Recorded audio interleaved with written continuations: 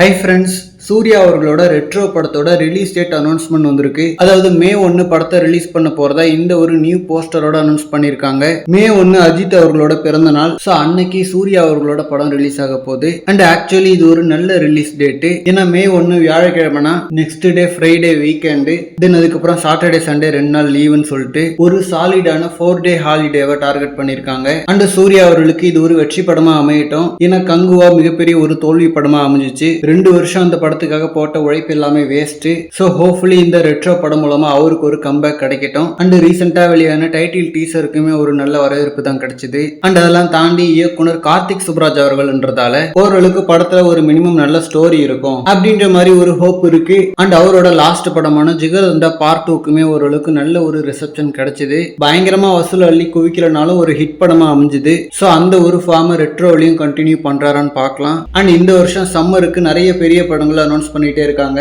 Already ஏப்ரல்ல அஜித் அவர்களோட good bad ugly and Idli Kadai வருது. இப்போ மேல ரெட்ரோ அனௌன்ஸ் பண்ணிருக்காங்க. அண்ட் தக் லைஃப் பாத்தீங்கன்னா ஜூன்ல வருது. அண்ட் ஏஆர் முருகதாஸ் அவர்கள் இயக்கிற SK23 படமும் சம்மருக்கு தான் வரும்னு சொல்லிட்டு ஒரு எதிர்பார்ப்பு இருக்கு. சோ தமிழ் சினிமா ஆடியன்ஸுக்கு சம்மர் ஒரு பயங்கர ட்ரீட்டா இருக்க போகுது. ஓகே ஃப்ரெண்ட்ஸ், இந்த மாதிரி கோலிவுட் பத்தினா ஹாட் அண்ட் அப்டேட்ஸ்க்கு நம்ம மணி மூவி பஸ் சேனலை சப்ஸ்கிரைப் பண்ணுங்க. தேங்க்யூ.